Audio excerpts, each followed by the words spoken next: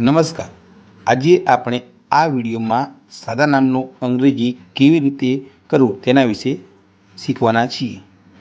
નામ લખવા માટેની પૂર્વ શરત એ છે કે આપણને અંગ્રેજીમાં કક્કો આવડવો ખૂબ જ જરૂરી છે.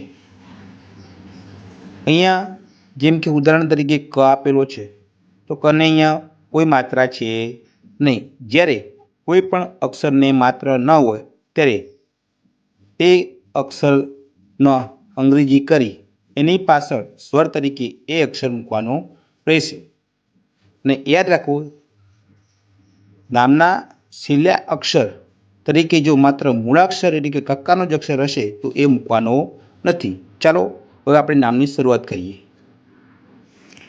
પહેલું નામ છે કરણ. કરણ 3 અક્ષરથી બનેલો શબ્દ છે. ક ર ણ. તો કને થશે કે. કને કોઈ માત્રા નથી માટે લાગશે એ. રનો આર કોઈ માત્રા નથી માટે લાગશે એ. નનો એન. યાદ રાખવું, નામનો છેલ્લો અક્ષર માત્ર કક્કાનો હોય તો એની પાછળ એ લગાવવાનો નથી. એ પ્રમાણે કરણનો સ્પેલિંગ થશે કે એ આર એ એન. બીજું નામ છે ખનક. તો ખનો થશે કે એચ કોઈ માત્રા નથી માટે એ. બીજો મૂળાક્ષર છે ન. નનો એન કોઈ માત્રા નથી માટે એ. છેલ્લો મૂળાક્ષર છે ક. તો કનો થશે કે. પાછળ એ લાગશે નહીં. તો ખનકનો થશે કે એચ એ એન એ કે. ત્રીજું નામ છે મગન. પહેલો મૂળાક્ષર છે મ. તો મનો એમ કોઈ માત્રા નથી માટે એ. ગનો જી કોઈ માત્રા નથી માટે એ. નનો એન પાછળ એ લાગશે નહીં. ચોથું નામ છે ભરત. ભરત થશે બી એચ કોઈ માત્રા નથી માટે લાગશે એ. બીજો મૂળાક્ષર છે ર. રનો આર કોઈ માત્રા નથી માટે લાગશે એ. તનો ટી પાછળ એ લાગશે નહીં. પાંચમું નામ છે ધવલ. ધનો થશે ડી એચ કોઈ માત્રા નથી માટે એ. વનો વી કોઈ માત્રા નથી માટે એ.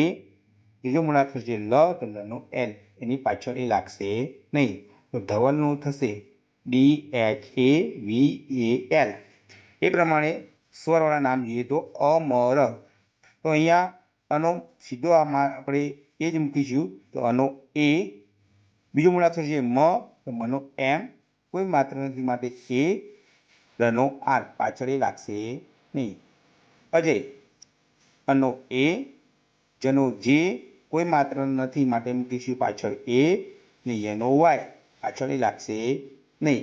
આ રીતે આપણે કોઈ પણ સાદા નામોનું અંગ્રેજી કરી શકીએ છીએ. વિડીયો જોવા બદલ ખૂબ ખૂબ આભાર.